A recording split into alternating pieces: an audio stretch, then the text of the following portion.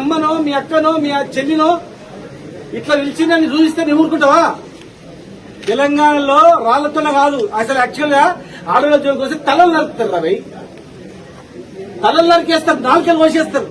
తెలంగాణలో బిడ్డ మా చెల్లెల మీద అపాడం వేస్తావా, మా అక్క మీద అపాడం వేస్తావా, మా అమ్మ మీద అపాడం వేస్తావా, కొడుక చూసినవారా కొడుక రారా అని తలకాయని పడకాల వాటి గీసి రప్పరప్ప కోసి పాలెంటారు, లేకపోతే నరికి పాలెంటారు.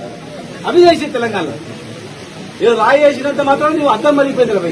కానీ తెలంగాణ గుండె కలిగిపోలేదా? ఏ ఆడవాళ్ళు అయితే మీరు చూపిస్తున్నారో, ఏ ఆడపిల్లలు అయితే రమ్మన్నాడు పోయిండు చూసింది కదిలిస్తే పండుకునే ఏదో మాట్లాడుతున్నారో, మరి నీ అక్కనో చెల్లెనో చూపించున్నా మరి నీకు ఎంత బాధ అయితే తెలుస్తుంది. ఆడవాళ్ళ జోలికి రాకుండా నువ్వు మాట్లాడు, ఆడవాళ్ళ జోలి లేకుండా నువ్వు ఏదైనా దిగి దమ్ముంటే ఎదుర్కోవడానికి ఎవరే కానీ ఆడవాళ్ళ మీద నీచాతి నీచంగా చూపిస్తే తెలంగాణ సమాజం నడపాలి సహించదు. మీరు పడుతూ నింటది ఒక పూట ఉపాసం ఉంటారు కానీ ఇలాంటి చెడ్డది కుటుంబ సభ్యుల ఆడవాళ్ళ మీద వచ్చిందంటే ఎవరు ఊరుకోండి తెలంగాణలో. మీకు అలవాటు మీరు